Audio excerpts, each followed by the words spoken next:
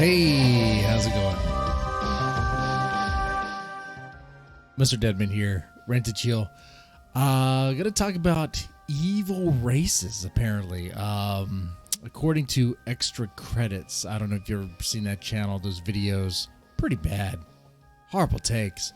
I think last year they had a take about how playing games that have Nazis and terrorists in them, and players get to play as Nazis and terrorists, that it's bad because it normalizes Nazis and terrorists. Okay, so you play Counter-Strike Go as the terrorist side, you then start feeling more comfortable being a terrorist, and then you want to be a terrorist in real life? What? I don't understand. The logic makes no sense. Gotta react to this. Because what else am I going to talk about? Oh, there's plenty of stuff to talk about. When it comes to like politics and news, but things that could get me in trouble. Just trust the plan. You're riding with Biden. Let Biden drive. Let Biden drive. Anyway, let's do this. Extra Credits, little thing here.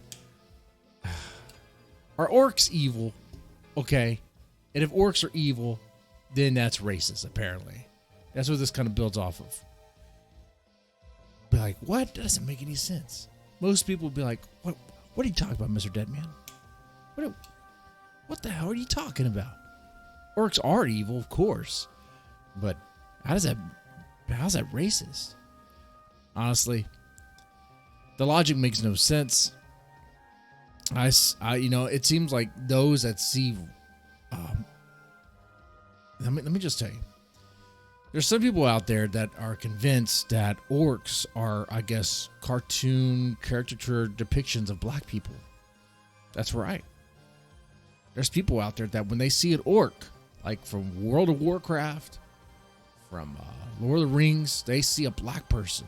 They can't help but to see a black person there.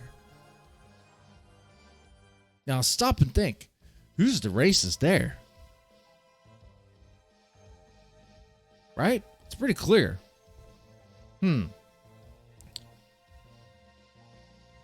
think it's quite interesting, really funny, that those that see orcs as black people, they want to get on their soapbox. They want to get on their little podium and cry virtue about how it's so wrong and how it's racist, when they themselves are indeed the racists.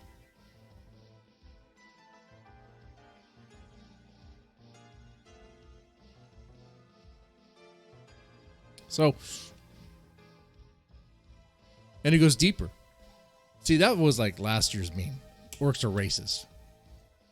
Extra Credits goes, hold my beer, watch me go even further on this. Not only are orcs racist, but evil races altogether is just wrong, immoral, and whatever. We're going to get into it. Evil races. You know what I'm talking about. You played Halo, The Covenant, okay? You played... Guys, give me some examples here. It's everything. It's like, play Pac-Man, the ghosts. The ghosts would be the evil race or whatever. Play Warcraft. Orcs would be the evil race, or the trolls. You know? Shit. Imagine any video game with fictional characters. Any fantasy movie with fictional characters. Oh, that fictional race, that's the evil race. All right. Apparently that's a problem. Apparently that's a huge problem. I think it's people with too much time on their hands and they are looking too deep into things, but let's get into this. What do you guys think? Are evil races bad game designs? That's what this video is called. Bioessentialism and world building, extra credits. Of course, it got downvoted by a lot. This video we're about to get into is a good example why the dislike button needs to stay on YouTube. Okay? Why it needs to stay. E.T. Templar, basically what it is, a bunch of F slurs. He means faggots. Want to censor and destroy people's fun and entertainment. That is true. That is true. And by the way, when he said that, he wasn't talking about gay people. No. The sort of person that wants to ruin the fun for everybody else. No. They are indeed a faggot. That's what they are. That's what they are.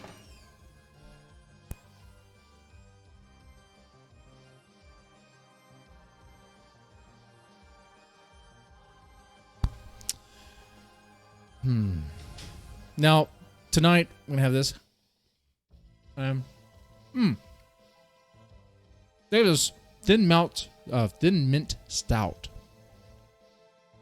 Is it any good? We're going to find out.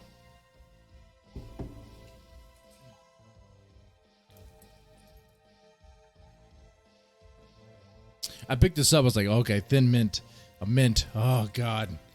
You know, after reading articles about how mint lowers your testosterone level, it's like, oh, geez. But the way I've been feeling lately, after spending like almost a week and a half without porn, Jesus Christ, I could actually lower my T count right now. Fuck, my balls feel like they're about to burst. Anyway, TMI, right? Gotta tell you, man, not fapping for about a week and a half. Feeling pretty good. Feel pretty strong. Anyway, let's get into this. If you paid attention to the games discourse on the internet during 2019 and 2020, you might have noticed a reoccurring argument about some species from fantasy media, Orcs being racist. specifically orcs. Now, not to worry, this episode isn't going to be just another member of the chorus talking about how if all orcs in a game are blindly evil, that it's racist. It's not racist for all orcs to be evil. Besides, evil's subjective. It's not like orcs in Warhammer know they're evil. In their perspective, the orcs in Warhammer are doing exactly what they're supposed to do. Kill, kick ass, spread, whatever. Whoa, this thin mint stout is pretty good. Good God. It's like it is indeed the Girl Scout Thin Mints cookies in a beer. But not with like artificial flavoring. It doesn't come off as fake. It's good. And it's a stout. So if you like bold, dark beers, you'll definitely like this. Anyway, let's get into this. Orcs being racist, I guess. Instead, we want to discuss how that particular choice is simply bad game design. Oh, it's bad game design now. Oh, tell us. From guys that don't make their own games. From guys that fail to understand that video games are meant to be simple anyway. I mean, you really don't want complexity in a game. It slows it down. It doesn't make for a fun game. Come on now. We'll get deeper into that. VPN for sponsoring today's episode. And their sponsor is Nord. Isn't Nord VPN the one that got hacked and everyone's information was exposed or leaked out or whatever? Okay. Control of your internet credits at NordVPN, who guest wrote this episode. Thanks so much, Mendez. Much of the recent conversation on orcs points out that characterizing a whole species in your game as ugly, warlike, and malevolent might be harmful to real-world groups. Pause that right there. Pause that right there. Go see what they're trying to say is by saying orcs are species in your game ugly, as ugly, warlike, and malevolent. Okay, that somehow racist. How is that racist? Might be harmful to real-world groups. Because by using those characteristics on a fictional race or species, really, not even a race. Okay, it's not a race of human. It's a totally different species.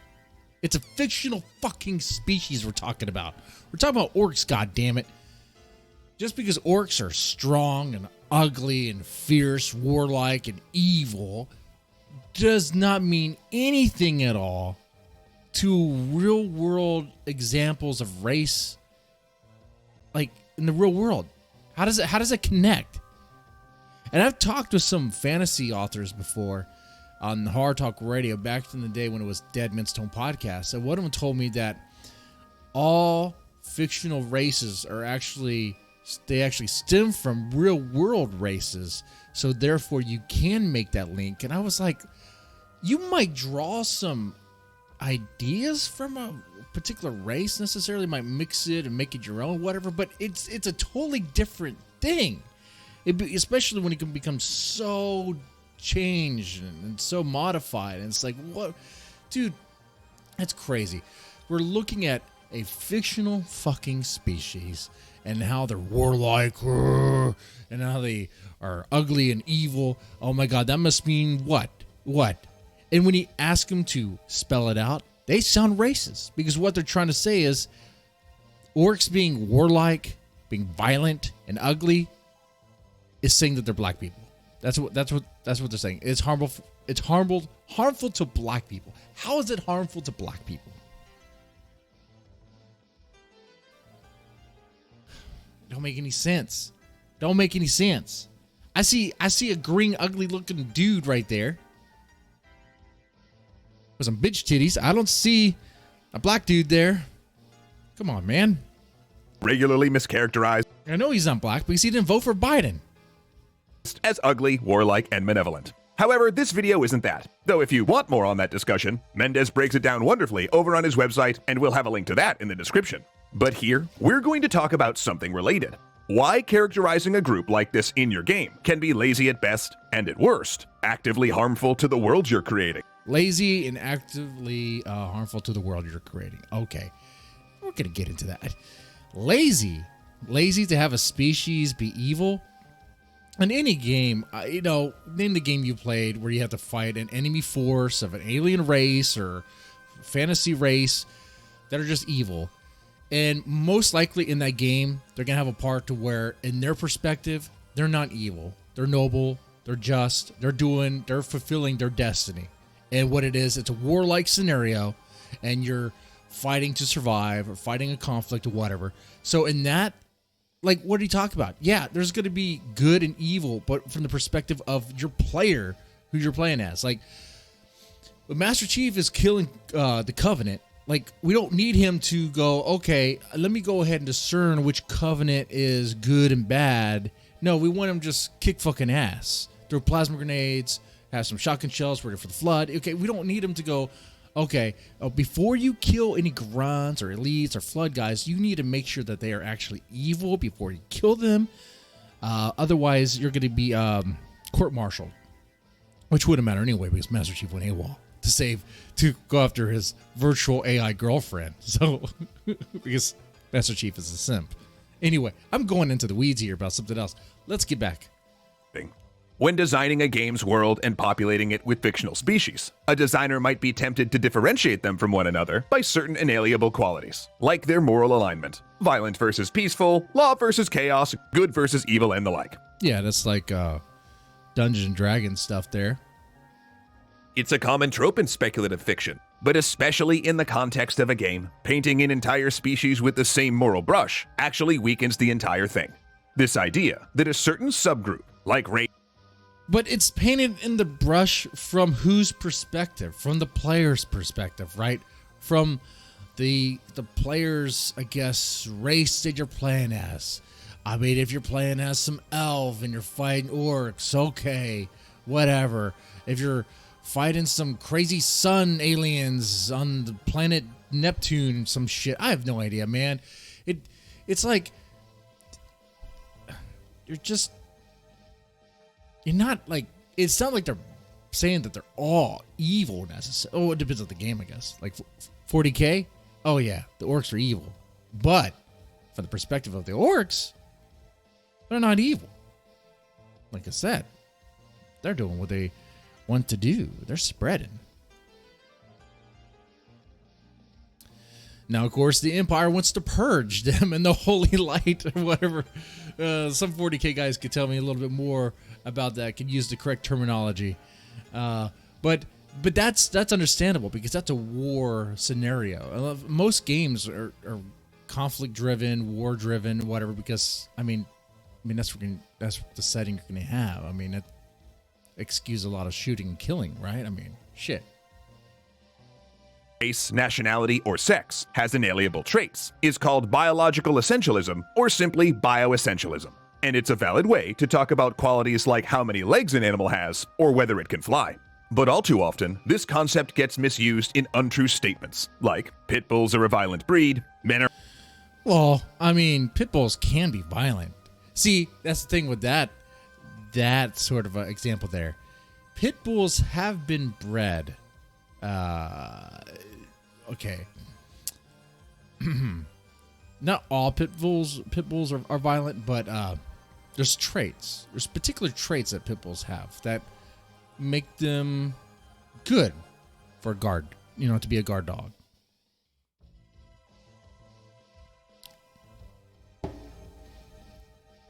And if you ever been around different breeds of dogs, you know that there are certain characteristics that are innate in them, in their DNA, just about. It has to be. Because even without being trained to do certain things, they will do things that are kind of in line with their breed. Like border collies and herding. The herd mentality. Without even being trained, the dogs I had growing up, they were border collies, purebred. And without even being trained, they immediately started herding things. It could be cats, it could be whatever. They start trying to put them into groups. If you have a dog that's more prone towards violence or being defensive, like a pit bull or a border collie, not a border collie, a boxer, you're gonna see that come out of them. And depending on how they were,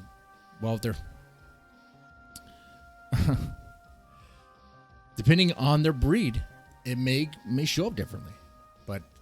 But that's not necessarily evil. That's not good or evil. I mean, a pit bull being violent isn't evil or good. It's how it's being used that makes it either evil or good, and who's the recipient of it. Shit, you get bit by a pit bull, you might be like, oh shit, fuck, that sucked. Fucking evil bastard dog.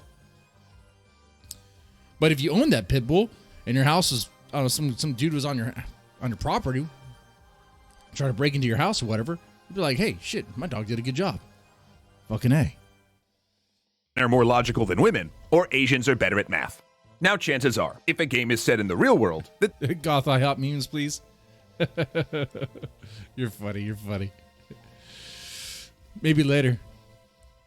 The designers are avoiding these tropes because they aren't real, as multiple fields of societal and hard science can readily prove to you. But speculative fiction offers us an opportunity to reify or make real various things which don't exist, or to exaggerate things. It's funny how they say that. Hard science will say that. Look, it's not like certain races are more prone towards violence necessarily in the real world, huh? Is it? It's just where they are in life. What happens? Fatherless households, no opportunities. I mean, there is that stat about a particular race and crime. You know what I'm talking about. Is that because of race, or is that because of environmental factors? What is that? Which do. Now, bioessentialism is a tempting idea in fantasy for some of the same reasons as it is in the real world. Because to our human minds, broad generalizations are comforting. They reduce the world to simple, Broad generalizations in a video game just make it easier to play. You don't. Come on, man. You don't need an overly complicated story. In fact, honestly, that starts. You especially don't need overly complicated mechanics where, let's say, shit, man. Let's say like in this Borderlands games where you're fighting all the crazy, we call them the crazy psycho dudes or whatever, that not all of them are bad. So you have to like figure out which ones are good, which ones are bad. Okay. And if you shoot the good ones, oh, then there's a penalty, I guess, somehow, some sort of moral consequence. It's like you're playing a fucking video game. You're playing a shooter or whatever. Why don't you just have all be bad and you shoot them? You get the points. You level up and all this stuff. It doesn't. Nothing you're doing translates at all to real world situations. You're just playing a game. That's all you're doing. cut and dry categories. All orcs bad, all elves good. Root for these folks, not for these folks. But if you want to call in on this one, feel free. I will hop in the Discord. I'm in the Discord now.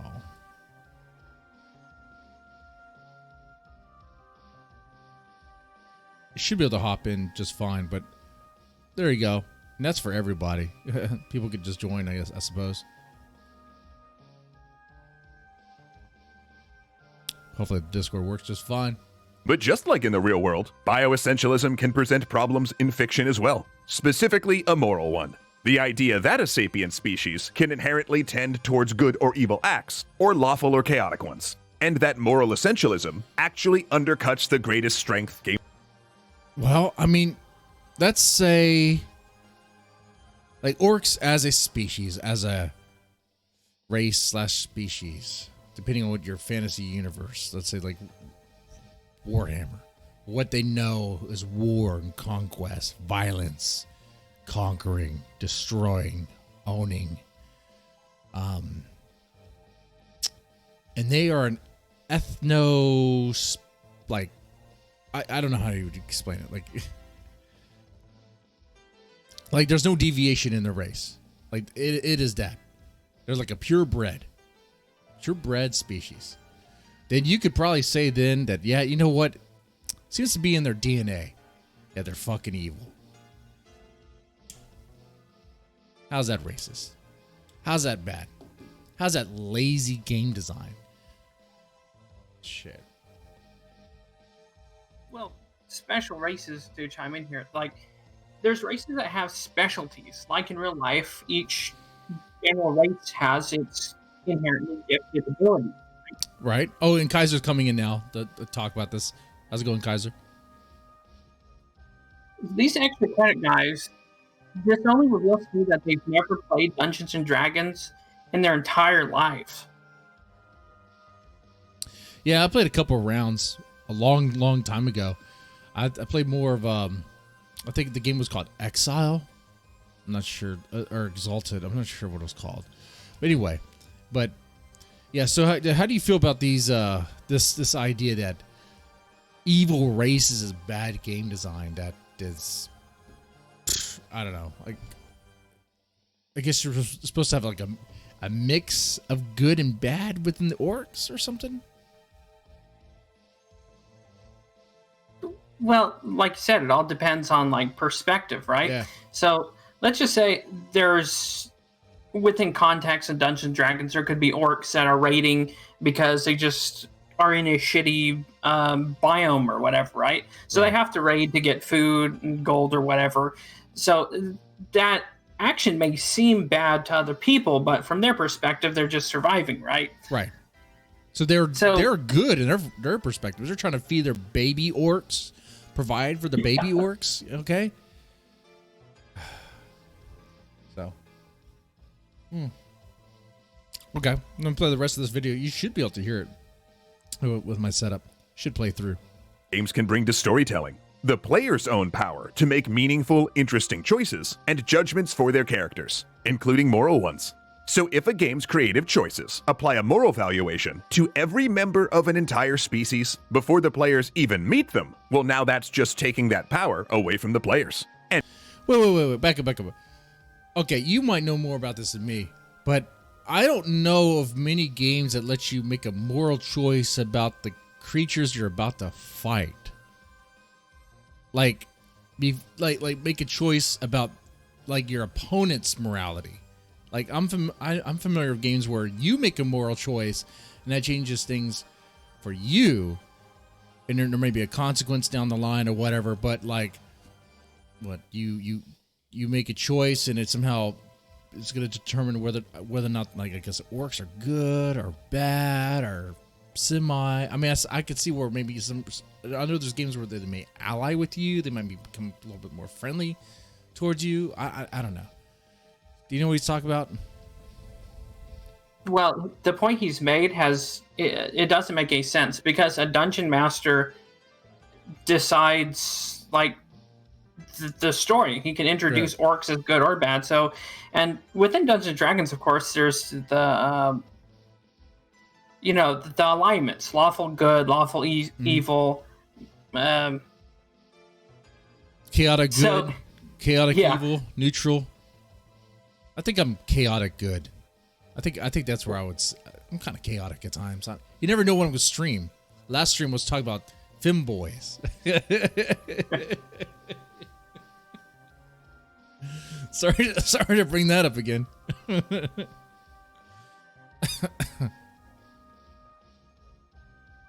Kaiser, are you there? Are you okay? Yeah. I didn't scare you, did I? It's okay, man. It's okay. All right. Yeah, I mean, like, the Dungeon Master makes the decision. Now, if you're playing a game, of course, a video game where it's all done for you, I mean, the programmers were essentially the Dungeon Master, and it's like, okay, well, I mean, what you have is what you have. A lot of games you don't even have a choice. Your choice is you pick up weapons and you shoot, and that's that's all your real choice, really. You're not really making any moral choices that really impact the game in some big way. So, I don't know what he wants. I guess later on in the video it explains what this guy wants game developers to do. And in turn, if a group of orcs, for instance, doesn't even have a choice about their actions, are they actually evil? Because look, if a person, say, destroys... Well, that's the point what I said earlier. Like, if they don't know if they're evil, then they're not evil. Like, in their perspective, they're good because what they're doing... It's not like they're choosing to be evil. They're just trying to fulfill their needs, man. And okay, you definitely play more Warhammer than I'd have. When the orcs in Warhammer go and they spread, what are they trying to do? Well, just try and propagate their species. Right. Spread the species. Spread the horde. So they think that's a good idea. Yeah. I mean, it would be evil for them to start like aborting their spawn and start like killing their own, right? I mean that'd be evil. They're not doing that. They're taking over land, killing others, because that's good for them. I think they do fire Gretchens out of like cannons and catapults and shit, though. Well, I mean, it's a means to an end. They have so many. Okay. But then again, about all this too is like a story needs a villain. So regardless of if it's orcs, elves, gnomes, dwarfs, or whatever, it needs a villain to progress the story. I don't know. I don't see this guy's point in like interjecting racism and shit into it. Yeah, it's like you have to have you're right. You have to have a villain, and dude, that clear black and white stuff, it works. When you start getting it, sometimes you can have a story, a compelling story, like an element of gray there. But like, okay, there's some deeper meaning to this. Maybe the orc has some introspection. Maybe the humans have some introspection, or whatever it is you're playing as, or whatever the main characters are, or whatever. They kind of like, okay,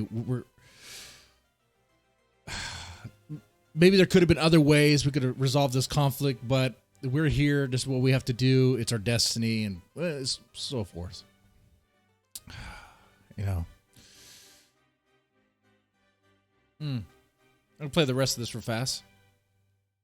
Let me know if you want to comment on something. All you have to do is start talking. I'll pause it. All right, I will. A house. We call that evil because they chose to do so. But if a tornado destroys a house, well, I mean, is wind evil? Yes. Well, the tornado's an evil fucking bastard. Tornado's racist. Yes. The tornado destroys a black house, a black household. It is definitely racist. Destroys a white household. It is fine. No. Therefore, if a game's world building chooses to program every member of a species to destroy, aren't they more like the tornado? Now, if the No. There would be more like God of the game, like they would be more like the dungeon master. They would literally be the dungeon master. If the programmer programmed all the orcs to be evil to the humans, and you're playing as the humans, let's say it's Warcraft 2, and you're playing as the humans, and you're setting up your little thing, whatever, and the orcs are fighting you. That's what's happening because you're the humans, okay? And the game developers made that happen, okay? The god of the game made that happen. Though on the flip side, if you're playing as the orcs, guess what? The humans would be fighting you. So, you know, Yeah. I mean, and they're all evil too. Wow, look at that. You know, those damn fucking evil humans. Well, it's like with sci-fi books, right? Too, or the general idea is if there's different species of aliens, like in space, and humans, any war that breaks out is going to be ethnically slanted because that's how you defeat them, right? Because you deny them resources and lives. Yeah. That's true. players' characters are able to make moral choices, but an entire class of NPCs is inherently evil regardless of their choice, then the game is either telling the player that moral choices don't matter, or it's simply driving a wedge between the player's morality and the morality that applies to the rest of the world, blocking. Okay. Like, there's a few video games that I know that where you make certain choices and it really impacts your morality. Like, I know like some, like the NPCs might start responding to you differently, like Morrowind or Skyrim or whatever. But like, I don't expect much of a difference because first off, that's a lot of work for the programmers to do. I expected more like I might get a different ending or whatever. It's like, what is he? I mean, I guess you would experience this more in like pen and pencil games, right? I don't know. What is he talking about? He doesn't know what he's talking about. He's just interjecting cultural Marxist shit into stuff that's not there. Right? He's talking about like some grand morality in video games. I don't know, man. And it's video games because the person, the animation is clearly holding a controller.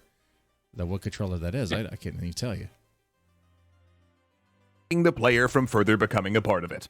For instance, in Warhammer 40k, this inconsistency is central to the Imperium of Man's villainous creed. Individuals' human choices make them good or evil, whereas aliens are created evil. And of course, Games Workshop made that choice to facilitate a war game where lethal violence is the only option. But then folks...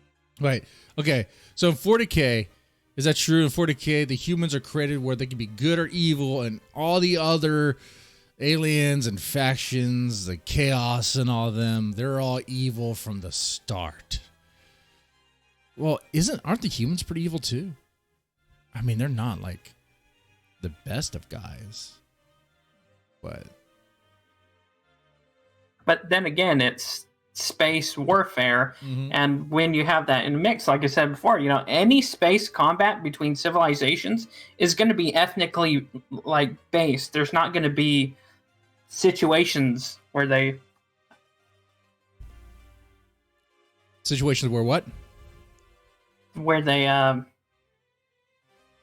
push whatever this guy's talking about. Right. That's a good point. Like, let's say we found this other alien species on another planet, and we had to go to war.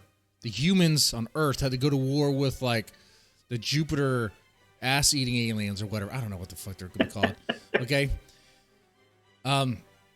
If we have to go to a space war with them, yeah, you're going to see humans fighting this whatever the other alien stuff is. Okay? That's what it's going to be. It's going to be humans on the side and these weird-looking alien things on the other side. They're going to think, those aliens are going to think they're good. They're doing what they need to do to take out the human trash, maybe conquer Earth and whatever, I don't know. And the humans think they're good because, fuck it, we're good. I mean, you don't fight a war and think, man, I'm a horrible, why am I doing this? I'm doing this just to be pure evil. I mean, you don't do that. Not really. I know some people might say, oh, but the Nazis, but even the Nazis thought they were fighting for a righteous, just cause. Imagine that. They thought God was on their side. Oh, they prayed to him every day. And a lot of German citizens saw it as, oh, there's all these nations invading us now, and now we have to defend our own. Mm-hmm. Yep. Oh, but that's complicated. See, now that's a complication that I'm sure this guy who made this video wouldn't like. Oh, that's too much nuance. Yeah. Okay. I'll play some more of this. Also saw that in the 40K novels and RPGs, which required more interesting narrative complexities, Imperial heroes have to grapple with and recognize the illogic of that creed based on their own experience. Okay, but now you might be asking, what if you're playing the kind of game where you're engaging in violence because it's exciting and fun? Not because most games, all right? I mean, that's most of the video games, that's what you're doing. You're engaging in violence because it's fun. You're not really thinking that, oh yeah, I'm shooting these guys or I'm cutting their heads off or whatever. It's just, oh yeah, I mean, maybe you are, but it's fun. You're doing it because it's fun. It's entertaining. Exactly, and that'd be a shitty game if you did have to consider that. Right? God, can you imagine, once again, going back to Halo, if Master Chief had to discern with each Covenant was a good guy or a bad guy, it'd take forever, man. It's like, no, I don't want to do that. Just give me the battle rifle, let me shoot. That's all I want to do, okay? And then you have the Covenant glassing whole planets, so yeah, I would say they're evil. No, but maybe there's Covenant on the spaceship that are good though. Okay. Oh, of course. You see, that's the thing. Even when you go on the spaceship, the Covenant spaceships, what are they called? It's been a while.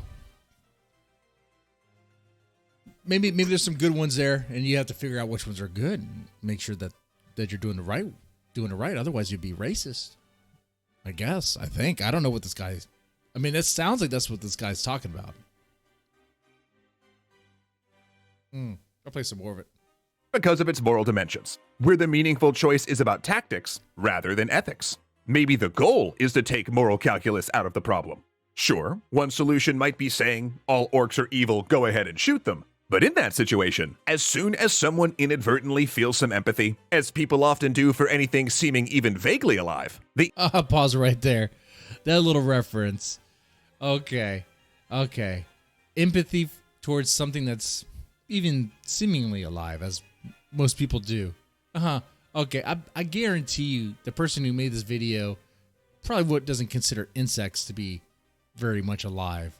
Because I'm pretty sure he would kill a roach or a spider if he saw one. Think of the morality there. Shit. Fuck.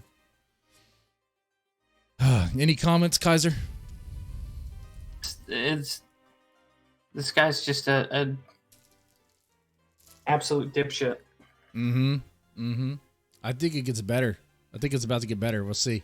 Oh, God.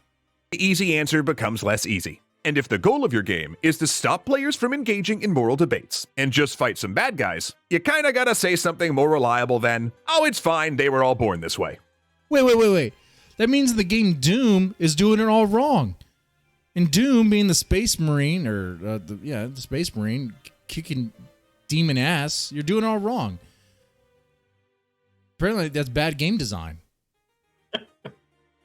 And See, Doom you're is, supposed to go to the demon and give him a 100-question quiz form to see if they're evil or not. Then once you deduce from the 100-question questionnaire, then you shoot him afterwards if it falls on the bad side. right. Or how about you do this? Hey, in the game, they shoot at you, so you shoot back. See, Yeah. I think the game, it does that for you. They're shooting at you, you shoot back.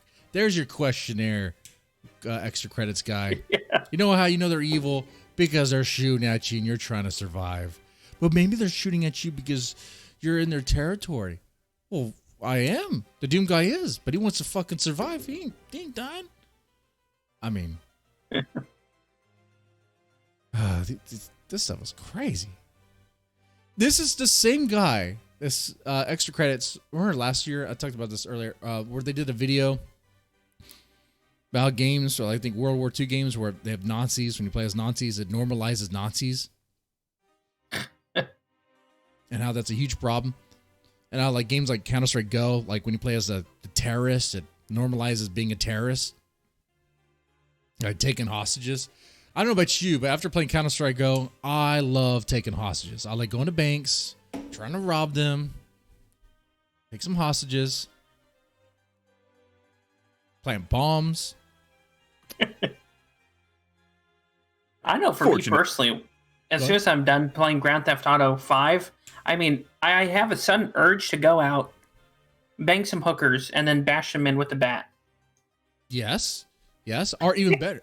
Oh, how about this? You steal a car, and then you run over hookers, and then you go out of the car, and you collect the money that they have, and you go back in the car, and you just drive off. You just do it again. Of course. Yeah. And you evade the police by hiding in an alleyway and just, waiting for watching the map, watching them kind of avoid you or like try to find you, but you write out the clock on that one. All right, let me play some more. Fortunately, the real world's made progress on this problem, because sometimes in this day and age, people actually bear visual signifiers which say, I'm evil, not because of where I was born, but because of the choices I've made, such as Nazi uniforms and Klan hoods. Okay, so he wants all the bad guys to be Nazis in KKK. That's what he wants. That's what this guy wants. I mean, there's plenty of games like that. Unfortunately, they're not good enough for this guy because you might have the option to play as them, or you might be a hero who has to don on that uniform to be, infiltrate, get behind enemy lines. He might think that's a problem. I don't. But wait, by his reasoning, then technically we're not supposed to take his word for that because there could be good KKK or good Nazis. Yeah, you're right. Could be. Are all Nazis evil? Are all KKK members evil? I don't know. Now in this, he's applying it to race. I think he would be like, oh no, I'm applying it to race. What I'm talking about with KKK and Nazis, I'm talking about like moral ideas. Yeah, everyone who believes that idea is evil. But as we know, not everybody who, let's say World War II Germany, not everybody who was a member of the Nazi Party was like necessarily co-signing everything that happened. They didn't really have much of a choice. And if you lived in Germany during World War II, you would probably be a Nazi. That's it. You would be a Nazi. That's it. Yeah, it's either be a Nazi or go to the camps. Yeah. So, and I like how people will be like, "Oh no, I wouldn't. I would try to leave." Probably you wouldn't. Like, I don't know. We're talking about hyperboles or not hyperboles, but hypotheticals. It's like, what would you do if that was you? I'd say based on the probability, yeah, you'd just be a Nazi. That's what that is. Oh, Anyway. the point has to be made. The guy in Schindler's List, he was a part of the Nazi Party and he saved all those Jewish people. So, by that reasoning, Good reference. Yeah. See, not all Nazis are evil. He felt bad about what was happening because, you know, shit, you start killing a bunch of people like that. It's like, fuck it. Hey, man, like, what the hell's going on? Anyway. Then you have von Braun and all the scientists from Operation Paperclip. Yeah. Yep. Oh, that's evil. We're Nazi technically science. a part of the party. Yeah. Yep. Yep. And that Nazi science helped put us onto the moon, if you believe in that. If you believe that there's a space. Anyway, I'll play some more of this. Then in fiction, we have things like the Hydra logo, a clear visual signifier, but one that denotes choice, not birth. And if What denotes choice? Okay, Hydra logo, yeah, sure, that denotes choice. But the swastika does not denote choice. I mean, you could say they chose, but what were the options there? All right. It's kind of funny when people say choice like that. It's like based on where you're born, your choice, like the choice of your religion, the choice of what party affiliation you're part of, you know, the politics you get involved in. It's kind of really determined on where you're born. A large part of it, anyway. How do you feel about that? Where you're born and when you're born. Sense. Exactly. Anyway. the statement that a game is making with its backstory and symbols is that an enemy had a choice, and they chose wrong, then that gets way less complicated for a game that's interested in uncomplicated violence. So whether a game does or doesn't... So we're being schooled about fictional races from someone who doesn't understand that even those problematic ideas and stuff aren't necessarily a choice. Like let's say someone joined a Hydra not knowing its deep evil roots or whatever. They just thought it sounded cool. The logo looked cool, whatever. And maybe it was a good job. They paid well. And then it's all of a sudden, we gotta take out these guys. We do these missions. Okay, that's fine. And later on down the road, it's like, now we gotta do this thing. I don't know. What the fuck did Hydra do? That's pure evil. Can't even tell you. They're just the bad guys. All I know about Hydra and the Marvel stuff is that they used to be Nazis. Or were stand-ins for, anyway. Yeah. So it was like, okay, they're evil because they're Nazis. That sounds lazy. That sounds fucking lazy. Yeah. doesn't want its players to overthink their characters' moral choices. Evil as a choice is just more effective than evil as a bioessential trait. But then, of course, if everyone wearing the evil team uniform happens to be an orc, or if every orc happens to have chosen Team Evil, the game wouldn't exactly be communicating that difference very well. Okay, so if everyone in Team Evil is of one race, it's what, a problem? It's not diversified? Is that where it sounds like he's going to diversity here. I guess is what he's getting at. Well, then Doom did it right, because there's diversity in the Space Marine, the zombies you fight. There's the shotgun ones, the pistol ones. I'm thinking of like the old school Doom. And you have different, you have the imps and all the pink demon. You got all sorts of shit.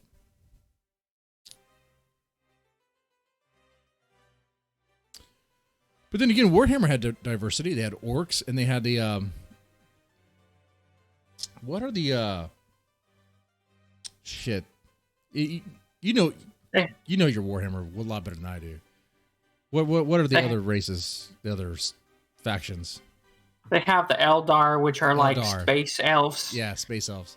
And then you got the Tau, which are basically blue space communists.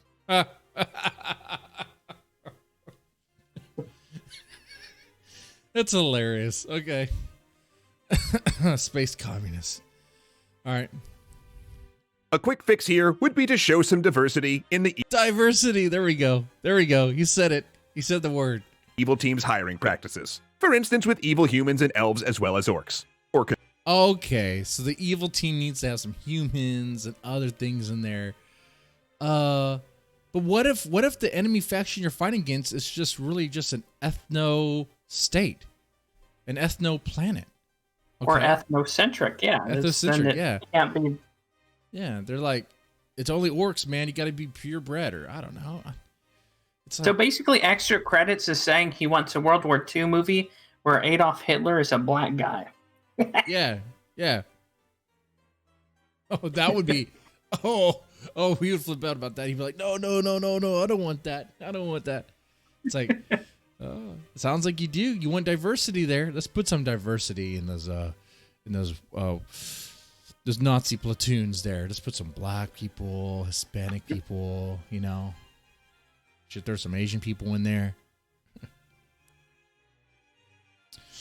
Anyway. Conversely, introduce orcs who have chosen good and neutral, as well as evil. And a good example of a series getting better and better at this over time is Mass Effect. Because wait, isn't that series done? Yeah. And for him to say that in context, like if an orc, intermingles with a human and is has half orc, half human children, then that's going to be a boon to both humans and orcs. So, while yes, there could be orcs that would do that, but it just wouldn't be common in the grand scheme of things. Besides, who would mate with an orc? That's just not good. That's not good at all. I don't even think that would work. That's cross species. I don't even think that's even possible. We're not talking about different races. We're talking about different species here. It is according to Skyrim. I guess, yeah, in Skyrim, I guess could a Nordic woman have sex with an orc and reproduce an orc Nord? Oh, wow. There's a book in Skyrim that you can find that's called, it talks about that. Yes, a human and the species, they can crossbreed. That's strange. You can't crossbreed with a dog, but you can crossbreed with an orc. Well, wait. I think you can crossbreed with dogs, though, in the Elder Scrolls stuff, because there's cat people. There might be dog people, too. Sheep. Guys, this makes no sense. So I didn't play Mass Effect. That game was really popular. I was still playing Halo then. I was like, fuck it. I don't know, guys. I think I played a little bit of it. Saw it. Yeah, whatever. But was that a good example of choice and moral choice and stuff? I heard it didn't really matter in the end. I heard that in the last game, no matter what you chose, it didn't really seem to matter. It basically shit the bed. Yeah. But yeah, there's moral choice, but there were still, bad aliens and whatnot. Yep, you get your bad factions. Oh, you know what? In Halo, it was like, oh, the elites are part of the Covenant, they're evil, and then later on in Halo 2, they start having a civil war with each other over some bullshit, a religious war or whatever. And then in Halo 3, they're like on your side, and you're fighting the brutes and stuff. Hey, look, there's moral choice. I mean, it was kind of done for you. The game was written that way. Whatever, I don't know. So then this guy's just complaining about shit video games have already done. Yeah, kind of. But I think we'd have a problem then too, because even with the Halo example, because all of the elites joined, in at least what it looked like in Halo 3, the humans or whatever. I guess not, because in Halo 4 they were not on the same team anymore. They're fighting back, but then again, the Halo storyline really that's not really a good example, because at a Halo 4 and beyond, it's kind of like you guys are just making stuff up now, aren't you? You guys are just looking for a reason to keep this shit going. Yeah. I mean, and this goes back to what you said before. You need a villain. You need someone to kill, someone to attack, someone to have a conflict with. Because then what would be the point of the conflict if you can just, talk your way out of everything? That'd be the lamest game ever. That would be the most progressive game ever, you mean? A game where you don't have to use your gun and it gives you extra 500 points for actually talking down? Can you imagine that? Oh my God, there's a school shooter. What do you do? I'm going to talk to him. No, stop there. Success. You are rewarded 500 points. Give him a gift basket. Mm-hmm. If only you've done that. There's some more of this. A couple more minutes. Let's see what they say. As in the first game, Commander Shepard never meets a nice Batarian or a fun Geth. But then, spoiler alert, most of these evil species turn out to be as complex and interesting as the human ones as the trilogy progresses. Broad moral generalizations about species or culture not only doesn't make internal sense, but it also leads to less evocative, less rewarding worlds and games. But we can solve that problem by following our best creative instincts to diversify, deepen, and complicate the worlds we create and its denizens. But, I mean, I could recall various games like Warcraft or whatever where there's ethnocentric, clans or whatever, and they can be evil or good depending on the perspective. But even they have, like, a storyline wise, they have conflicts. They have like a character that has like a conflict with what he's doing, wants to do things in a different way, and it's like, or does not agree with what's going on, wants to deviate from the clan, deviate from, I guess, the main mission or whatever. And they have that. Yeah, and in Warcraft too, it doesn't within the story. It doesn't say either side is generically evil. Just that both sides have done good and bad things, and it's up to the player to decide which side is good or evil. Right. Actually, that's man. Now I'm really remembering Warcraft 3. Remember the cinematic and all that. I remember being really impressed with that back in the day when I was a kid first playing it. I always thought the framing of Warcraft 3 was that both sides are pieces of shit. Both sides are in this conflict and they are fighting and they're just not going to stop. There's no stopping this fighting. That's what it seemed like. Like, they're both evil. They're both good. It's like, they're flawed, man. They won't stop fighting.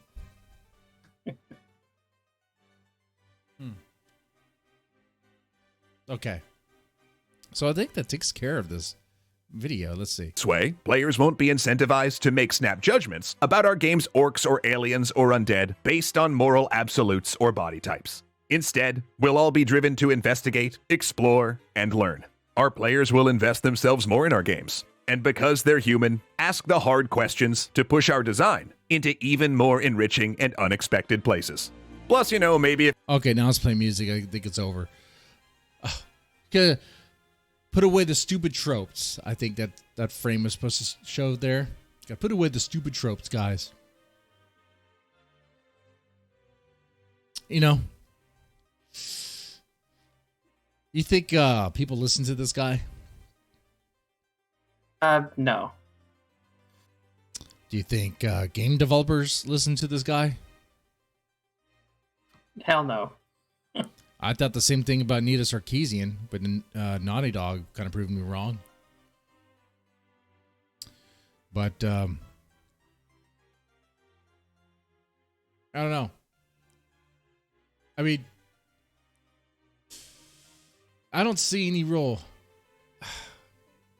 but Anita Sarkeesian was different, I think. She was definitely much more vocal. This extra credits guy is, I think he's just trying to grift on this. I mean, this angle's it's really dumb. Oh, making all orcs evil is wrong. But yet, they're not even evil. They're good in their perspective. And guess what? Depending on what the gaming is, you could play as orcs. And guess what? You're the good guys because you're Team Orc. Exactly. And then the humans are the bad guys. Look at that. Man. That's so easy. It seems like he's just crying over spilt milk. Crying about nothing. It was critique. Oh, that's bad game design. Okay. All right. Have you made your own games? Like, what would your own game look like? I'm curious what it would be. Or the same thing with Anita Sarkeesian, when it was like her ideal game. I remember back in the day, it was like the game she referenced was like this pixelated thing where there's like no, you couldn't tell what it was, what the character was. It's like, okay, all right. I know. It's goofy stuff, man. So those watching in the chat or whatever, how do you feel about this? How do you feel about evil races or bad game design? I'm going to drain the lizard a little bit. And Kaiser, what else do you want to talk about? I mean, that was the most of it here. You got something else on your mind? Let me look up something more about this extra credit stuff. Okay. All right, give me a minute. I'll be right back. All right.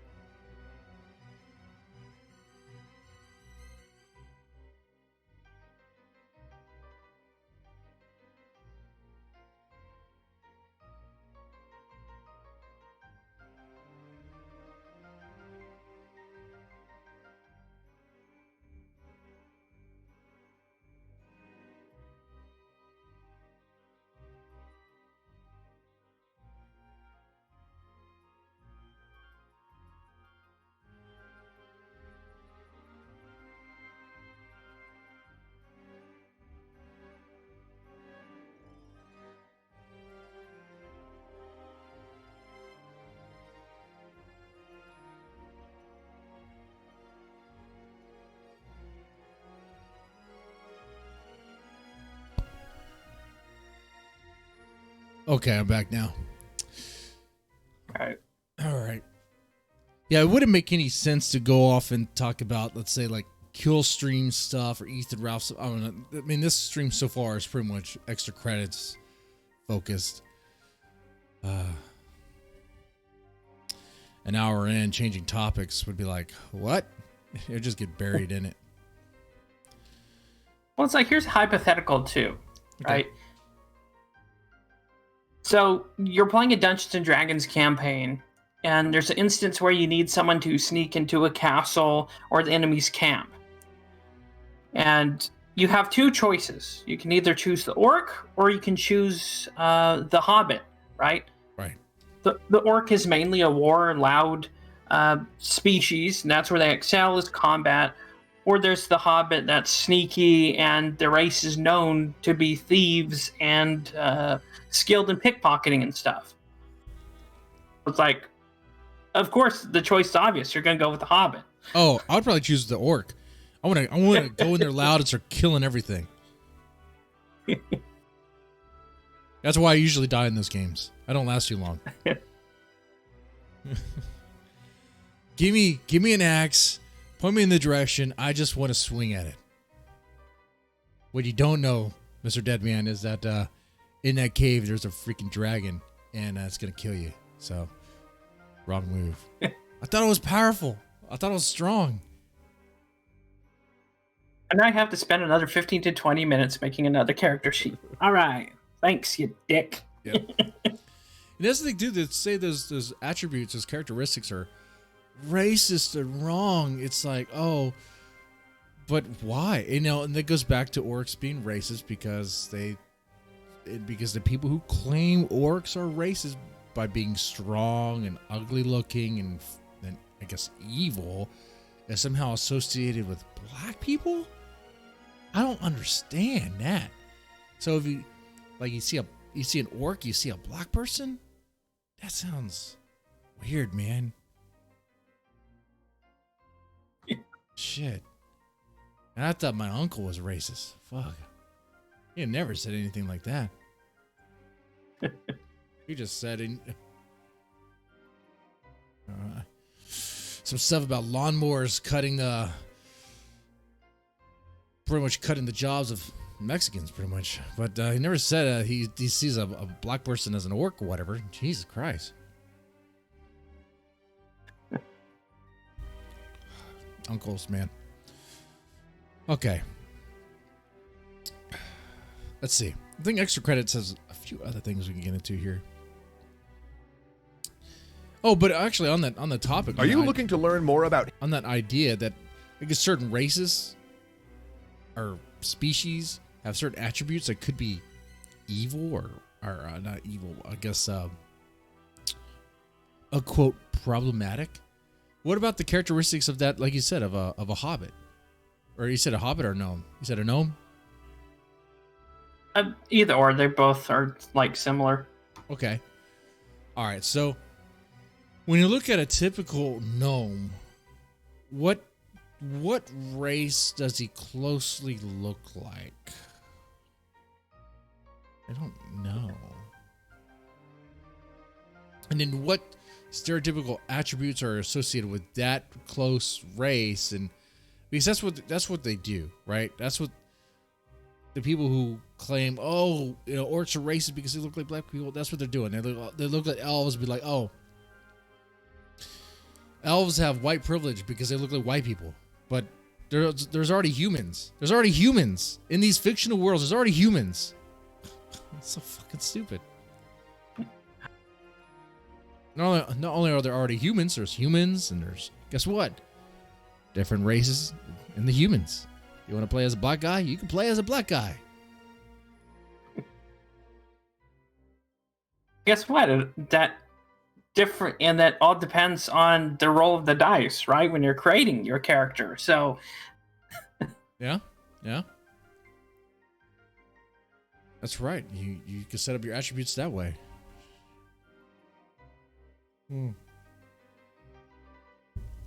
It is much to do about nothing, you know, and we focus on the stuff because, like, I just want to be one of the many voices that call it out and have fun doing it. But you know, what are we doing? We are diving deep into the nonsense of this guy overly analyzing like races and video games. which are fiction, and in relation to video games, pixels. Yep. Getting offended and bent out of shape over pixels. Over pixels. I remember when people would overanalyze like pop culture and stuff and have fun with it, make jokes on it. Now it's, oh no, we got to be serious, guys. We need to correct some mistakes. Like I used to, Angry Video Game Nerd, the James Ralph Wolf. I don't know. You know who I'm talking about though, right? AVGN.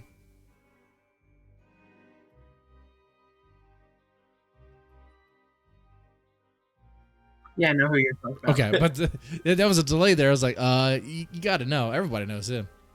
Yeah, but he overanalyzes games to the point to where it's like, dude, you deep dive in this thing, but it's all fun. All to critique it and you know.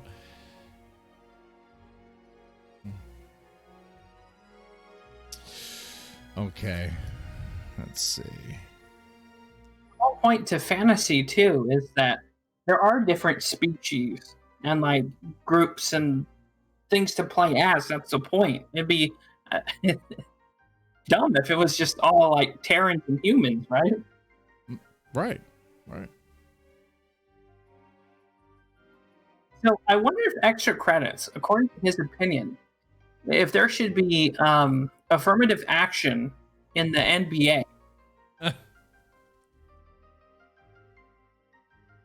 Maybe they need some diversity there. You get the token white guy every now and then. I don't see any midgets on the court either. Get some gnomes in that shit. Dwarf. They can't dunk, but guess what? I'm pretty sure that they can dribble that ball through the legs of anyone that's going to try to stop them. So there's that.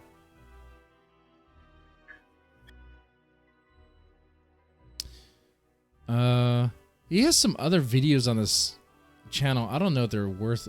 What is this? Monopolies, Teddy, and the.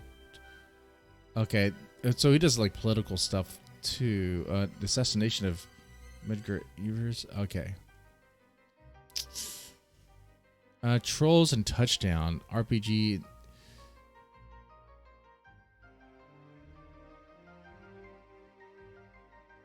I heard this guy also is pro loot boxes, which is funny. Oh God. I don't know if that's true or not. Let me see. Let me see if I can search this stuff for loot box. That'd be hilarious if it just comes up. We're talking like video game loot boxes or like the loot boxes in real life? I think video game loot box. Let's see. Loot box question. Design ethical loot boxes. That's 3 years ago. I'm curious about this. Let me see. There is a lot wrong with the way our industry does loot boxes. We've seen loot box systems that are game breaking. Okay, wait. I heard it was for loot boxes. Maybe it's for ethical loot boxes, which I don't know what that means. What does that mean? So then that just tells me he's in for the political shit for a grift, and the loot box is just for a grift. Yeah. I mean, loot boxes, all that is gambling, man. Yeah. That's bullshit, too. You're not gambling for even real money. You're just gambling for some nonsense. It's like, what? You spend $1, $2, maybe $5, maybe more on digital shit that goes away after one use. Money well spent. What is one of the later Halos that actually had DLC, but the DLC you bought, you didn't have it permanently. It was on rent for it had a time limit on it. I played all the Halos, so I can tell you. Halo 5 is the one that had, well, okay, I'm not really too sure which. Okay, the DLC, like you mean like the levels, like they weren't really rent, like they were there, but Halo 5 had they had these card things that you could buy. You could spend real money on it if you wanted to, and you get like access to stupid shit that you would use in their. I believe they called it like, what the fuck they called it? It's been like a year since I played the game, like Warzone or something, and it was like upgraded weapons, upgraded vehicles, some really cool shit. But you could also earn that stuff. You could just play along and earn that stuff and get access, or you could spend real money and get access to it. Requisition pack. Yeah. I wouldn't spend any money on that shit. I saw that, I was like, oh fuck, no Halo, no. I mean, that hurt me. I was like, fucking A, man. But for what it's worth, as a Halo fanboy, it only really applied to the Warzone shit, or whatever they called it. So like, it wouldn't really affect the real multiplayer games. It would just affect I don't know what it would just. It's kind of like a Battlefield sort of thing, because you have big teams, you have vehicles, you have crazy weapons, you take over like outposts and shit, you hold stuff and you try to like bleed out the other side. So kind of like Battlefield. But ethical loot boxes. It's a fucking grift. Has to be, because I mean, I wouldn't want my son to buy any loot boxes or anything like that. In fact, I tell him, when I buy him stuff for Minecraft, I'm like, no, we're not going to spend the money on things that like you can easily make or whatever. They're not going to do stupid stuff like skins. Come on now. Like I might buy him like a Minecraft level that's like we're never gonna be able to make this thing, and this thing looks incredible, like the city one where like you have moving vehicles and shit. I was like, okay, that looks cool. But you know, that's every once in a while. But even then, that's not a loot box.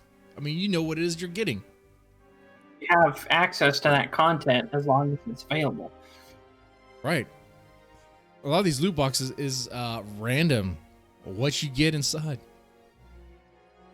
It's like the equivalent of they have these in real life too. Amazon has been selling these return boxes. Have you seen them?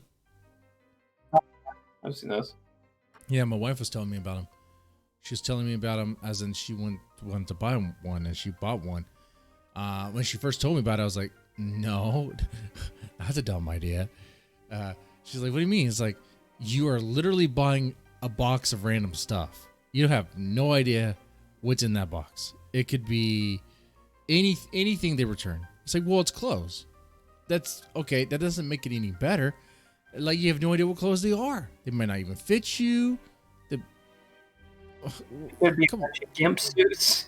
Right? It could be S&M stuff. It could be a bunch Chaps. of chaps, cowboy hats, red boots, belts. Could be clothes for a toddler, clothes for a teenager, and clothes. Man, that seems like a horrible thing to gamble on, because without trying them on, would you buy a big box of clothes for $30 without even trying on the clothes? I don't know if it's $30. I forgot how much it was. But it's like, the point of trying on clothes is to know that the clothes fit. If you just want to just get a big box of random clothes, okay, but it's not going to fit. Good luck on that.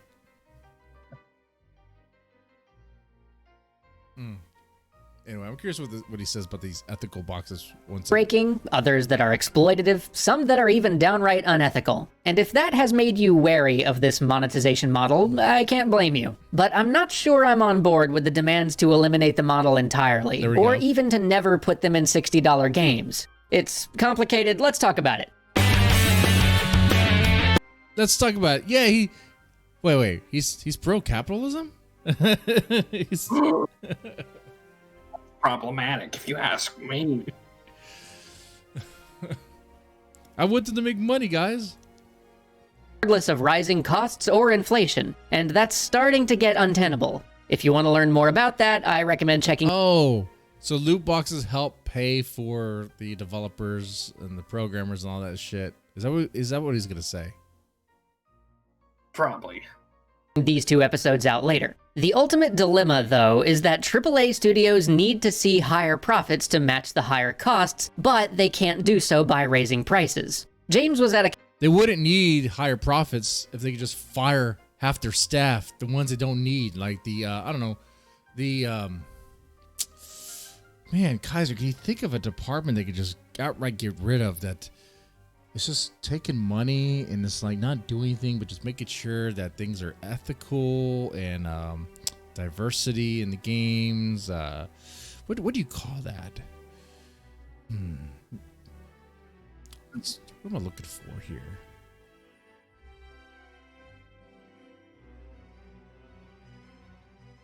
A bunch of Marxist crap to me. Yeah. Well, that's what I'm getting at. Definitely. And they have those. Like these big companies, they have people that just sit there and want to look at the game to see whether or not it's going to be, if it's diverse enough. If it has the right balance. Yeah, you can get rid of them. Cyberpunk is so shitty. Mm-hmm.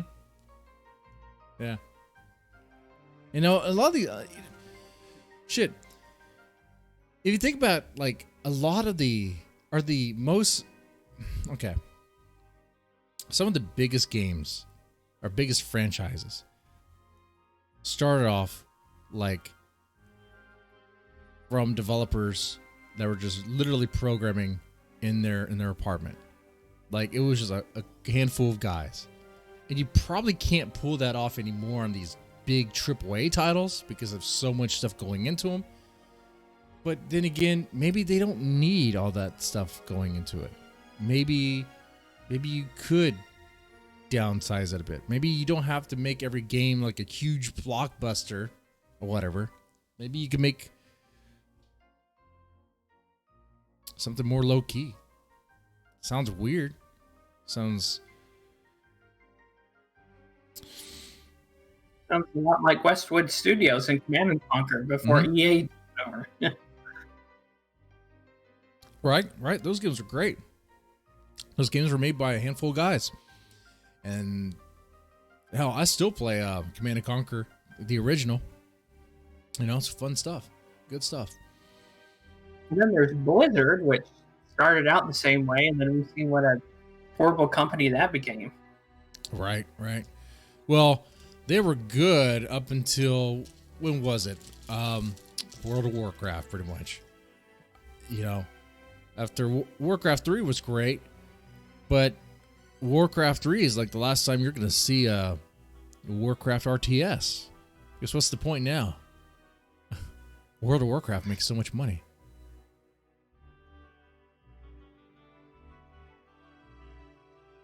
$20 a month. Yay! Right? It's sad. But yeah, what I'm getting at here is these developers don't need all this profit. They don't need if it wasn't for all these costs that they have, you know, they wouldn't have to need all this money. I'm not trying to be anti-capitalist. I'm not saying they don't need to make money. You can make money, but justifying loot boxes to make up for that cost. That's weird to me. Yeah. Well, like DLC, I can see because you're adding content onto the game and you own that. It's not randomized, garbage. Right. All right, let's see what else he says. A convention a few weeks ago, and he asked the audience, how many of you would buy just as many games each year if they cost $80? 2 people out of an audience of hundreds raised their hand, and that is what the games industry is afraid of. And so they've been exploring supplemental revenue models to make up the difference. We've tried subscription fees and DLC, microtransactions, season passes, and collector's editions, but our most successful experiment so far is loot boxes. And that's the one they got sued over. Because in DLC is fine. DLC is great. Okay? And you get something. Even stupid stuff like a skin or whatever. I mean, people pay for that shit. I think it's kind of dumb, but whatever. At least it gets something. They get something from it. But a loot box? Come on, man. You're just putting gambling in there. And you're selling them digital bullshit, digital junk that they'll use one time, if even. It should be said that the shit in loot boxes, it's like you said, the same shit, but with a different coat of paint on it. Mm-hmm. Yeah. We'll go a little bit further. We'll go a little bit further. Oh, go ahead. Like the Counter-Strike stuff, you got people spending hundreds of dollars on skins. And it's like, why? Yeah. Oh, that's bad too, man. If I found out my son spent that much money on like Minecraft or whatever, I'd be like, no. But fuck. So he's saying, okay, because the game industry can't raise the price of the games you buy, they're going to go ahead and make up for that cost with loot boxes. Well, I mean, they more than make up for that cost. They make a shit ton of money with loot boxes. They are practically like just stealing, nickel and diming people. It's crazy. But there's people for it, and that's what this guy is. He's for it. He's for loot boxes. Interesting. So he's for loot boxes. There's no problem there. No problem at all. Yet race, a whole race can't be evil. Fictional species and races in fictional games can't be pure evil because that's wrong.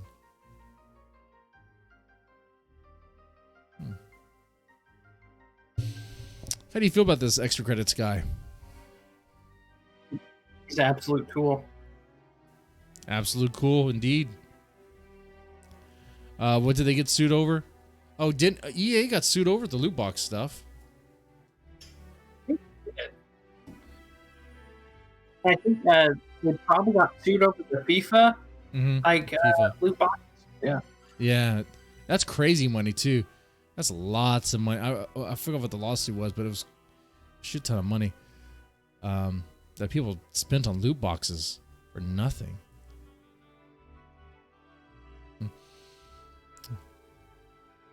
Let's see. You want to go a little bit longer? Or are you good?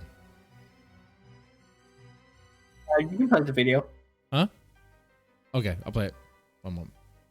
And it's not that surprising that they're so successful. They're basically the video game equivalent of a Magic the Gathering booster pack. And the thing you gotta know about Magic booster packs is that for a very long time, they were the highest earning per user monetization item in all of gaming. It's a time-tested and extremely successful model. Except you keep that card.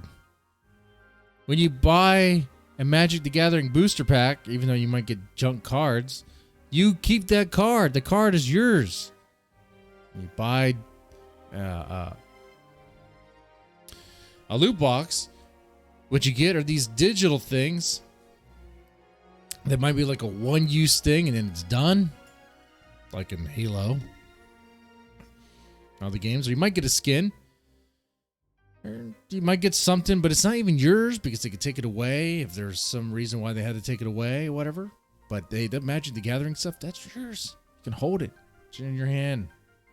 And you could resell it. You could sell those cards.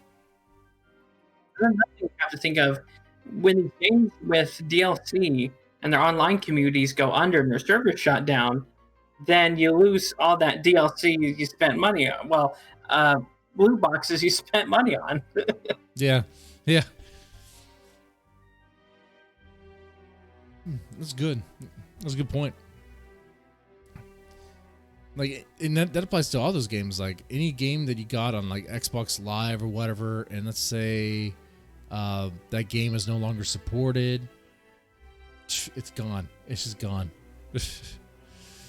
It might even be removed from the store altogether, and you might be owning the last version or the last thing you can get, I guess. How that happened with there's a few titles that come to mind, but anyway.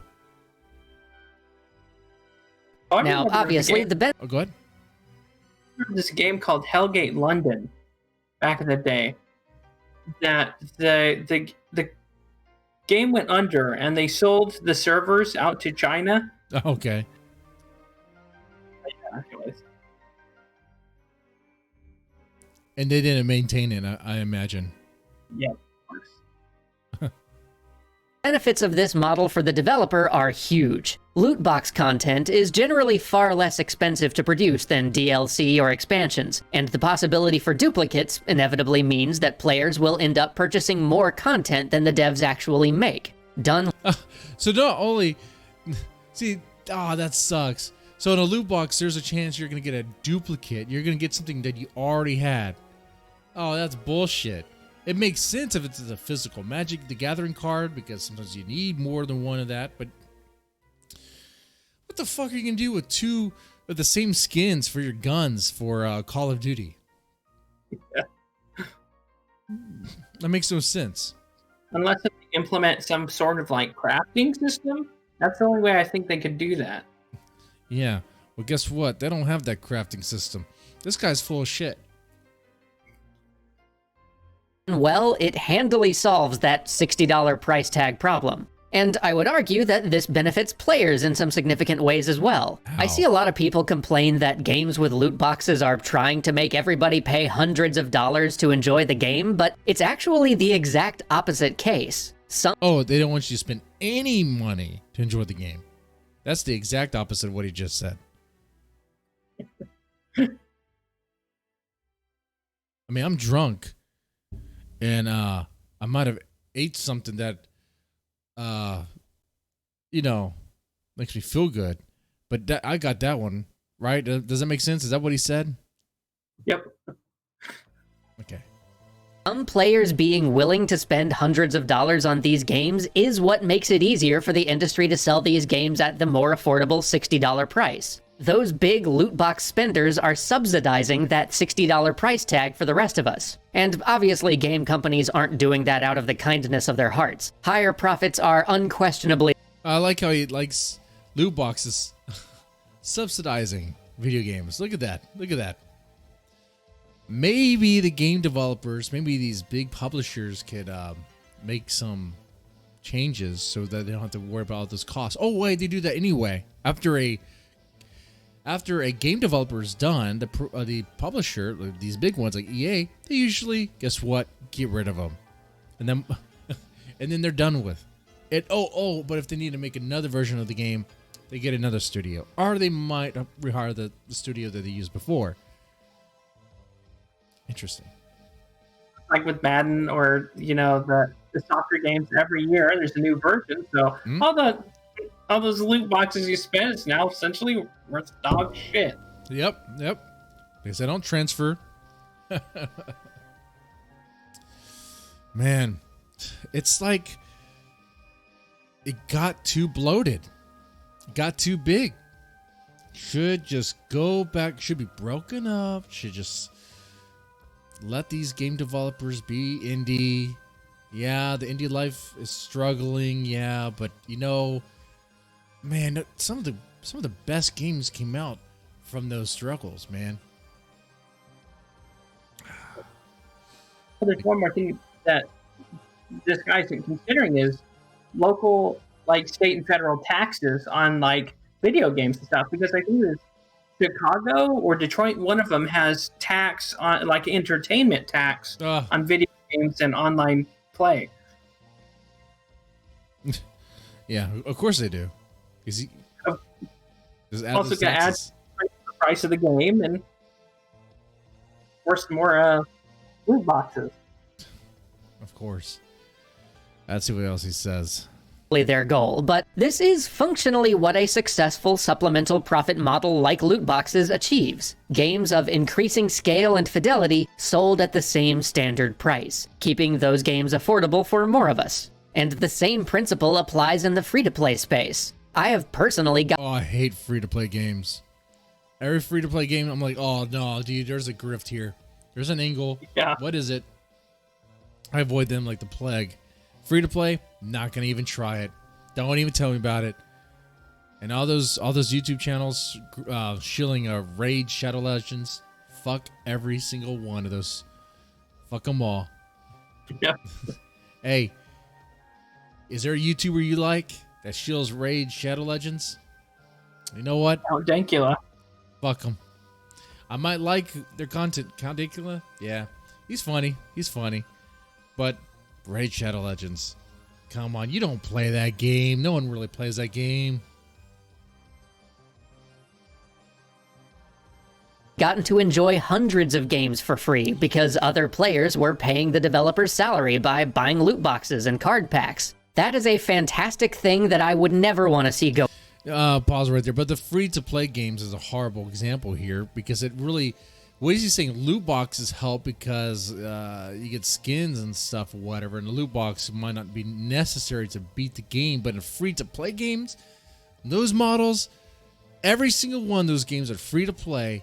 Every single one of them prove me wrong, change my view. Every single one. In order to actually beat the game, you're going to need to pay. Or spend thousands of hours playing the game. And they're all dog shit too. There's not a single one that's decent. Yeah. Oh, you need to continue? Okay, for $2, you can get an extra life. Oh, are you having a hard time fighting this guy? For $5, you can get past him. It's like, okay. One pack. Yeah, packs are $5, $15, $20, and $100. Yeah. Oh, it's stupid stuff. go away. But that subsidy should be freely given. I have got no qualms with some rich folks throwing tons of money at these games so the rest of us can play affordably, especially if the content they're buying is strictly cosmetic in nature, but only if they are not being conned into spending money they can't afford. And that is where this gets more complicated. Because frankly, despite all of that positive stuff I just said, a lot of companies are deploying loot box systems that are exploitative. There Okay, now we're getting to the negative. Okay. All right. Let's see if he starts contradicting himself here. He might. are games out there using everything we know about the human brain to try to get people to spend money they don't have. No way. You don't say. Huh. It's not like advertising is really good at that. It's not like marketers are really good at knowing how to dupe people.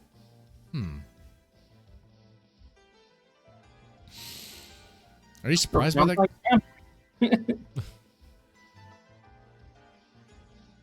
Yeah, I'm not surprised by this. And that is a legit Go ahead. Sorry. Didn't Darkside Phil spend like $10,000 on a premium game?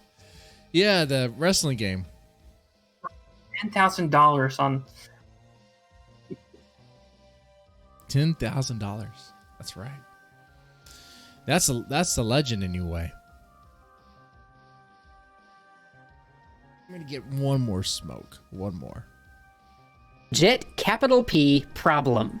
Now, there are some common myths around this that need dispelling. First, you'll hear some claiming that these games are preying on children, trying to get them to spend tens of thousands of. Well, they kind of do. They do. Oh yeah, they so freaking do. Oh, plenty of examples are flooding into the mind right now. Candy Crush, all those fucking phone games. Oh yeah.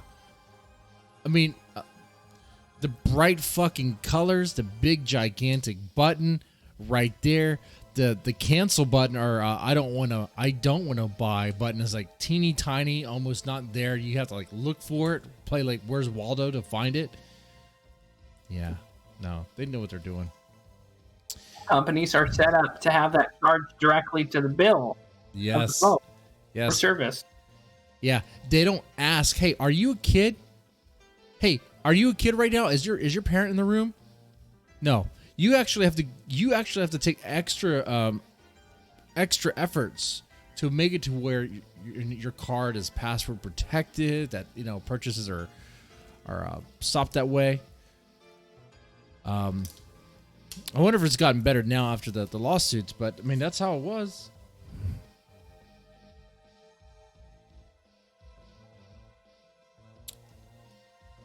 All right, play some more of this. It says it's not marketed towards kids. I'm curious what he's going to say here because I may have something. Let's see. Of their parents' money, but this is actually very rare. It Oh, okay. What?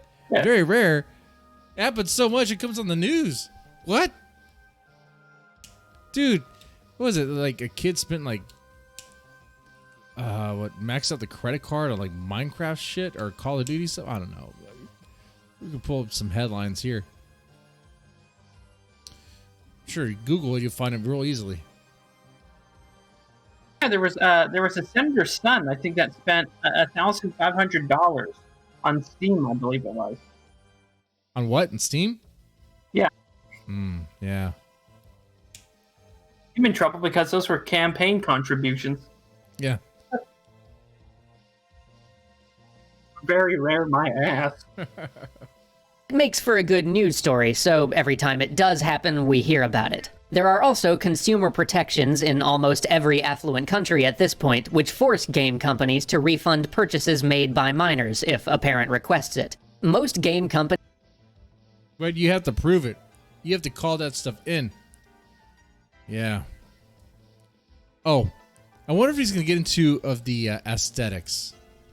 See, the games, the purchase menu and all that, it's very bright, very colorful, and that's for kids, man. Yeah, it works on adults. It works on everybody. Why do you think? Las Vegas has all those bright lights and shit? Because people like bright lights. Adults like bright lights. Kids like bright lights. Everyone likes bright lights and bright colors. You're attracted to it. Then the casino machines play a specific note that gives you that feeling of like feeling happy and whatever. Mm-hmm. That's right. That's right. It plays on the mind. Companies actually hate having to deal with children purchasing their stuff because it just creates so many Really? I don't think Nintendo hates that. That's a whole other grift, though, called Pokemon. I don't think they hate kids buying their stuff. They love that shit. Press X to doubt on this stupid claim. Companies really hate it when kids purchase their shit without their parents knowing. They like really hate it, guys. Bullshit. That every fucking Spyro game or whatever kid game that has like loot boxes and DLC, whatever, they should start off with a menu that says, parents, do you want your kid to be able to buy our crap without you knowing? Oh, they don't have that. Makes me wonder why. I mean, if they have loot boxes and kid-oriented games like Fortnite and shit, then why?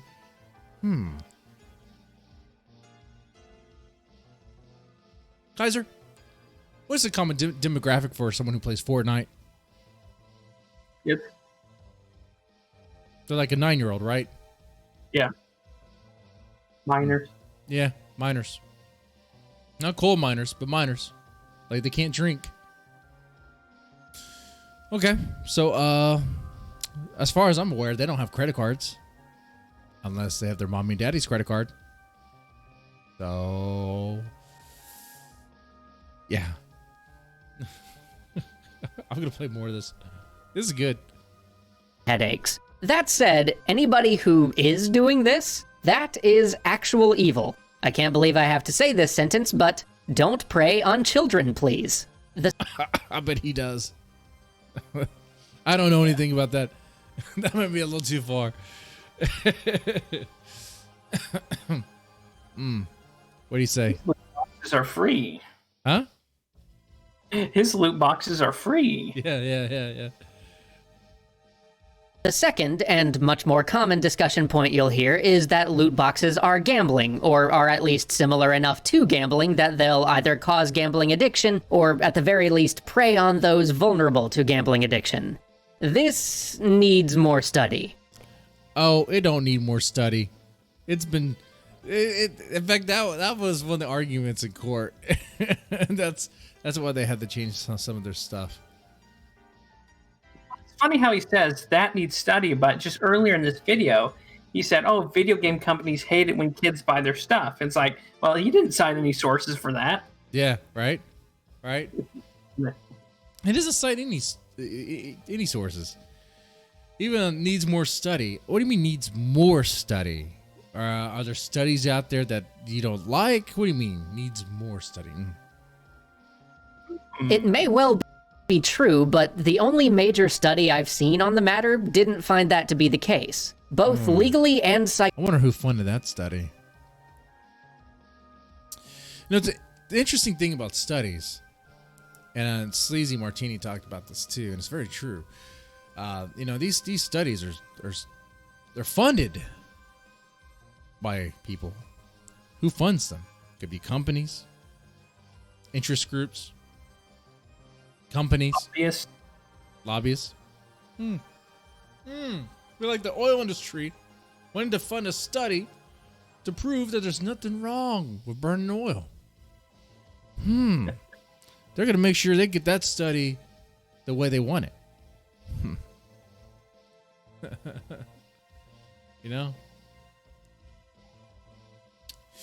Interesting how that works.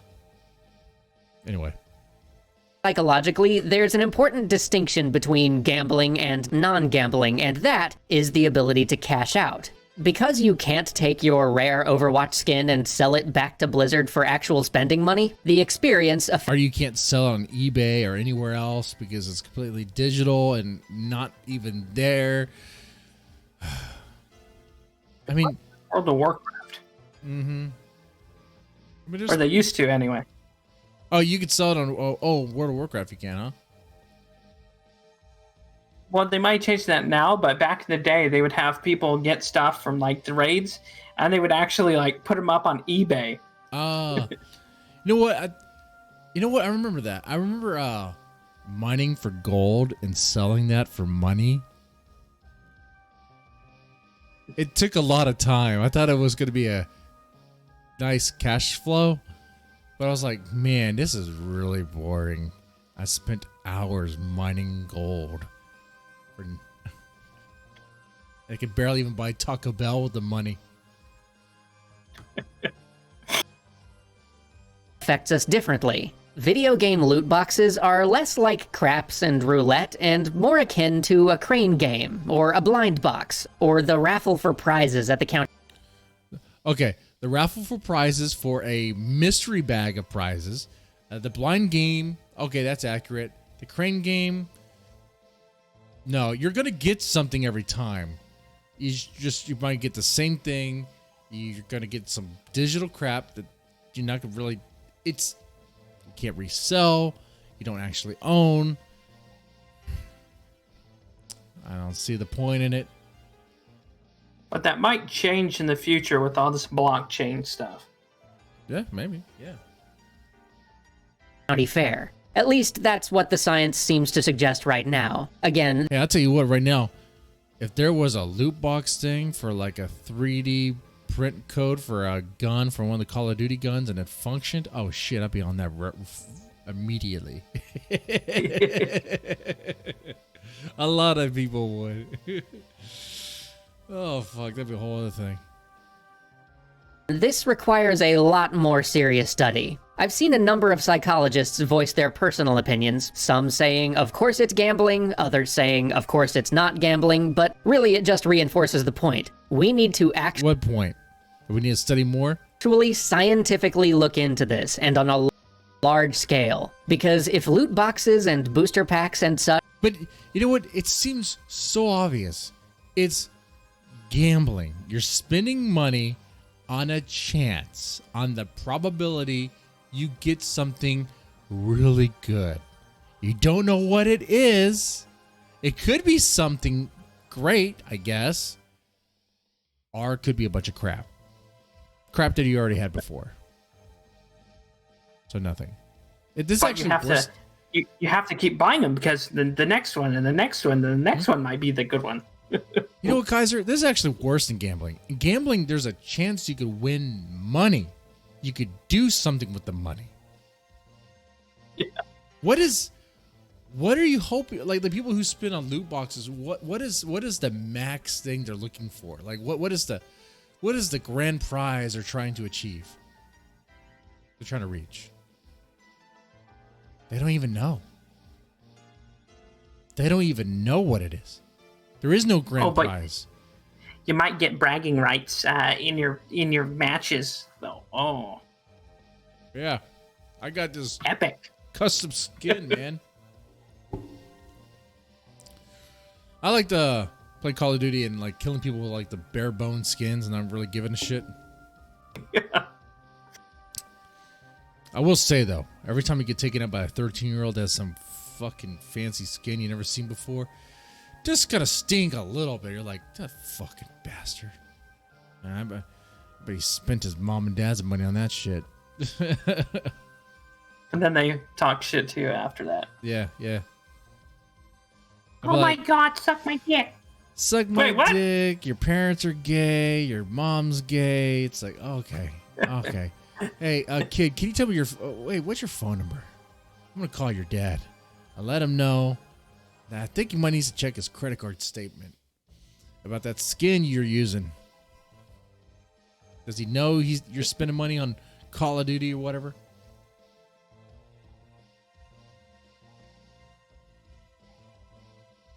You gotta call your stepdad. Stepdad, yeah. are causing or triggering actual gambling addiction, that is something we need to know about. Well, it's not. You really don't need a scientific study on it. If it's gambling, then of course it's going to. If it's gambling, of course it's going to. I mean, it just makes sense. Well, of course, and then all the games, even like the Rainbow Six, right? They always have this immaculate animation of opening a bag or a box, right? Yeah. You know, it does get people hooked. Mm-hmm. Oh yeah, the animations are nice. Very colorful. Very nice. Oh, Rainbow Six is a good example. Yeah, they have a lot of bullshit. I mean, that's what's keeping Rainbow Six Siege afloat. Because the game is pretty much bare bones. It's like, I'm like surprised that game is still around. I'm like, man, this game is like, I mean, I liked it. I played it a few times, but I was like, it's like the same shit every time. All right. And if they're not, that's something we need to know too, because constantly insisting that they are could lead to a whole host of legal problems that I don't have time to get into today. But in either case, a lot of game companies are making use of B.F. Skinner's research on compulsion mechanics to create their payout schedules for loot boxes, which is the same research slot machine companies use. We can do better. Okay, he kind of there. It's like he's looking at the information. Oh, wait. Game companies are using the same information, same sort of, I guess, approach that slot machines use? Interesting. Huh. And he just talked about how it's not going to trigger gambling addiction. That's weird. It's like right there. He doesn't see it. It waddles like a duck, quacks like a duck. Probably a duck. He's like too big brain for his own good.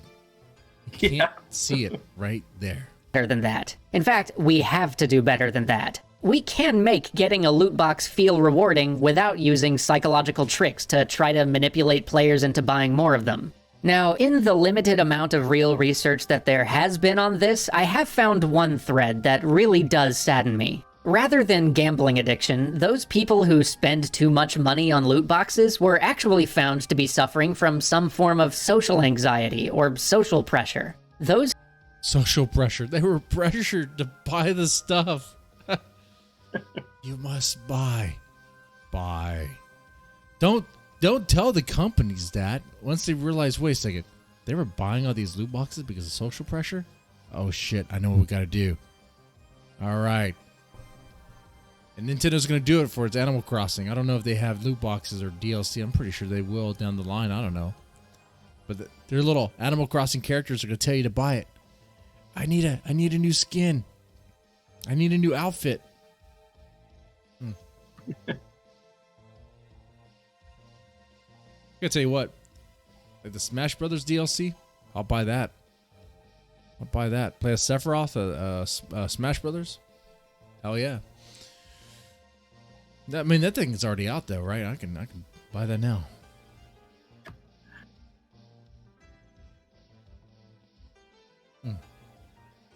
Anyway, play some more of this. Those who spent money they couldn't afford to often did so because they felt like they were going to let their guild down if they didn't, or because they feared they would lose their top dog status and feel humiliated if they didn't keep paying. This is something that much of the industry does still leave. Is that DLCs? Huh? Not DLC. Darkside Phil. Is that Darkside Phil's reasoning why he spent so much money on a WWE free-to-play game? He wouldn't be top dog. I'm big dog, top dog. Heavily into when designing these, and that is wrong. That is something we should never do. Be on the lookout for that stuff, because I like how he says we as a collective, as if like the game companies are listening to him. They don't give a shit about this guy. And they don't give a shit that they're exploiting kids. No, they don't. They cared about Anita Sarkeesian because she kept on talking, and she kind of like she presented herself as if like she's like an expert in a very effective way. I have to give her credit for that. I mean, when she's sitting down with the developers of like Square Enix to talk about, I don't know, like diversity, quality in games and their games, it's like, what the fuck? Why are they breaking bread with her? She's never done a line of code in her life. She doesn't even know what she's talking about. She doesn't even play video games. Let's be fair. Square Enix is the wrong company to do that with because, let's be honest, the Final Fantasy games are mostly gay. Yeah. How long have they been gay for, though? That's the question I have. After the 8th one? The 8th one was kind of gay, in my opinion. That Scar? The 8th one was the guy with the gunblade, right? Yeah. Cloud, I think, was no, it? Cloud was 7. Okay. But I think, wasn't in Squall? Yeah. Which is also a Cloud? Isn't that a Cloud? No, maybe they're different. I'm curious about that. Yeah, I thought 8 was the one where when you summon a Guardian, you can continue pressing square. I'm not sure if that was a button, and you ramp it up. You boost it up. Yeah, that was stupid. 7 was great. You summon a Guardian, you just watch a cool cinematic, be like, oh yeah, take that. 8 was like, oh, I gotta push buttons now? Oh, fuck that shit. How am I supposed to play these games and eat Doritos at the same time, man? I need my gamer fuel. Because especially in the mobile and the free-to-play world, that kind of predatory approach has become so common, it's almost taken for granted today. At the end of the day, I don't have a problem with loot boxes as a monetization model, even in $60 games. When designed ethically, the loot box model allows rich folks to pay more money so the game stays affordable for the rest. Rich folk. It's not just rich folk, though. It's not just rich folk that have credit cards. Everyone can get a credit card. Guess what? You can be on food stamps and Medicaid and get a credit card.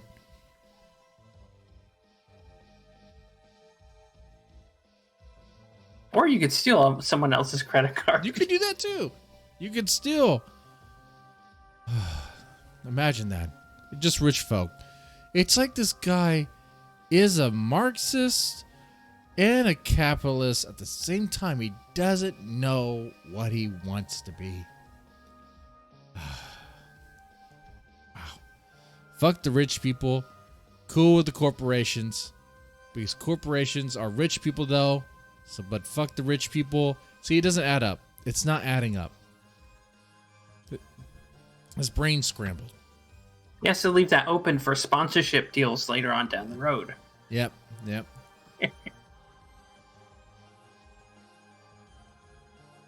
Rest of us, and that is all right by me. If somebody has a bunch of money to throw around and they want to buy something ludicrous, our society generally seems pretty okay with that. It's like a rich person choosing to buy a Ferrari. A Ferrari's cool. Spending the money that you would spend on a Ferrari on a bunch of loot boxes, that's not cool.